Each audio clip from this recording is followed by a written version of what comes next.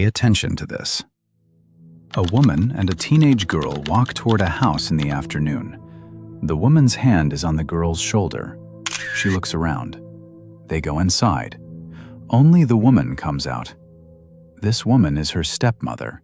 She's been living with them for 2 years. She helped her with homework. She drove her to school. She held her when she cried about her dead mother.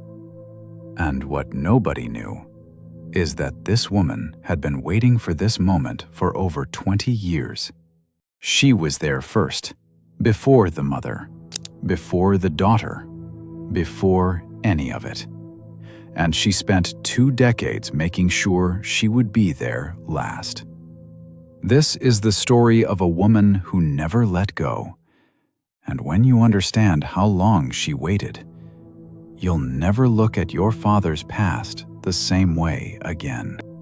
Autumn Mercer was 17 years old, a senior at Ridgemont High School in Asheville, North Carolina. She had a 3.6 GPA. She ran track. She wanted to study psychology.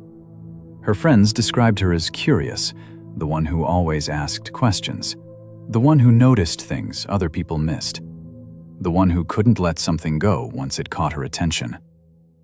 That last part is what got her killed. On September 14th, 2024, Autumn came home from school with her stepmother. A security camera captured them walking toward the house together. 11 seconds of footage. After those 11 seconds, Autumn Mercer was never seen alive again. 3 hours later, her stepmother called police, said Autumn had vanished from her bedroom. Window open, phone on the bed, shoes still by the door. The question everyone asked was, where did she go? But that was the wrong question. The right question was, who was this woman before she became Autumn's stepmother? And the answer had been hidden for 22 years. Let's go back to 2002, a summer camp in the Blue Ridge Mountains. 2 15-year-olds meet during the first week. He's from Asheville, she's from Charlotte. They spend 3 weeks inseparable. The kind of teenage love that feels permanent. After camp ends, they don't let go. 5 years of long-distance calls, weekend visits, plans for college together, marriage, kids. A future mapped out before adulthood even begins. She believed in that future completely. But in the summer of 2007, one party, one night, one mistake. He slept with someone else. 3 weeks later, a pregnancy. In their small town with traditional families, there was only one option: marriage, responsibility, do the right thing. And the teenage girlfriend? She was left behind. He drove to tell her in person, told her about the baby, the wedding, the obligation. She didn't scream. She didn't cry. She just said, "I understand." And then she added, "This isn't over." He thought she meant they would stay friends. That's not what she meant. He married the pregnant woman that October. Small ceremony, family only. The teenage girlfriend wasn't invited. She was supposed to disappear. But 3 weeks later, she sent a message, just to talk, just for closure. He met her halfway between their cities. Then again. Then at a cabin near Lake Lure, a place far enough from both towns that no one would see them. She rented it. Eventually, she bought it. And for the next 13 years, he lived 2 lives. Husband and father during the week, secret lover twice a month. She waited, patient, building her life around stolen weekends. She became a nurse, caring, attentive, trusted. No one knew she was still in love with the same boy she met at 15. No one knew she was waiting for him to finally choose her. But he never did. He always had an excuse. The child was too young. The timing wasn't right. He needed more time. 13 years of more time. and her patience slowly became something else. His wife knew something was wrong. He was distant, distracted, never fully present. But she stayed, for her daughter. She suffered from chronic migraines. The medication was expensive. One day, her husband came home with a cheaper option. A friend from work, he said. The pills looked the same, worked the same, saved money. What she didn't know is that the medication came from the former girlfriend. And what the husband didn't know is that the nurse was adding something to those pills.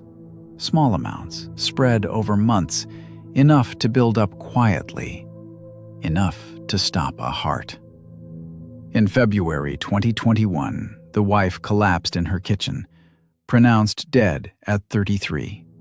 Cause of death: cardiac arrest. Sudden, unexplained. No one suspected murder. She got away with it.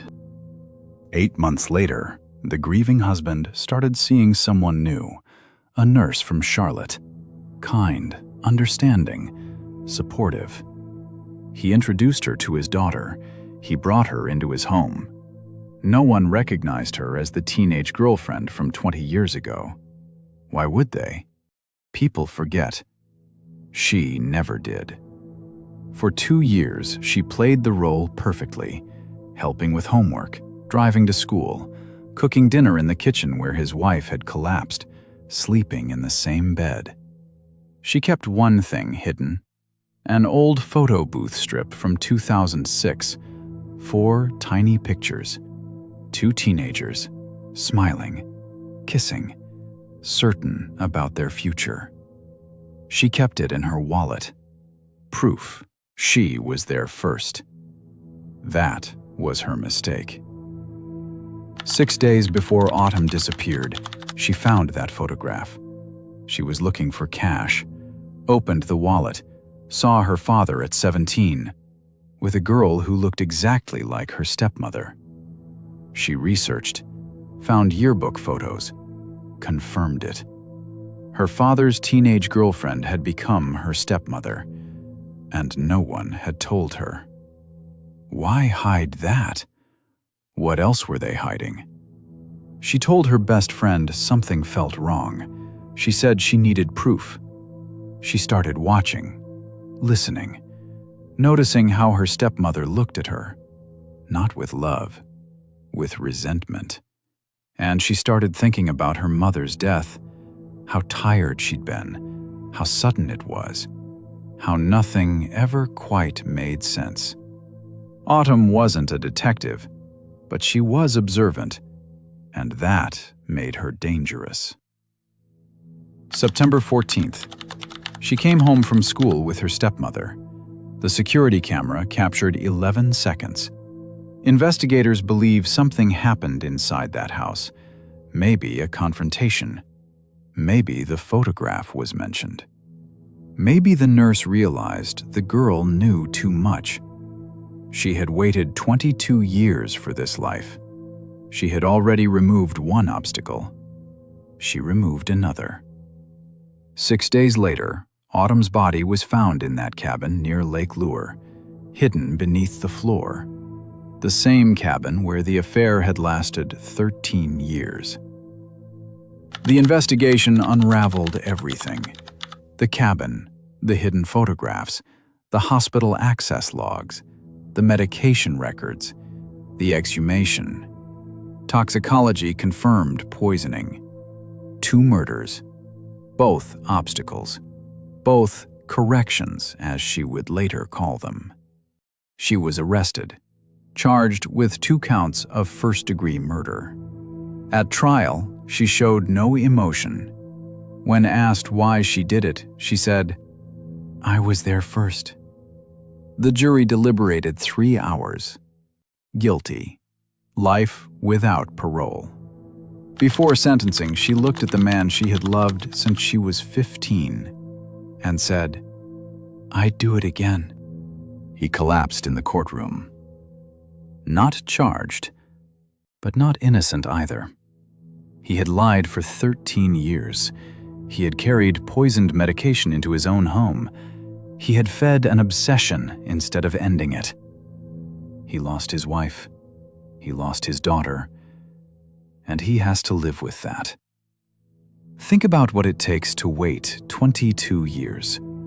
To watch someone marry someone else, have a child with someone else, build a life with someone else, and never move on.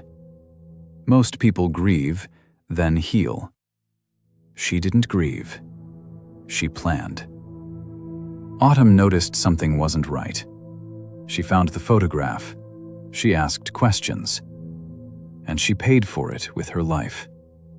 Sometimes love doesn't let go. Sometimes it waits. Sometimes it watches. And sometimes it removes anything standing in its way.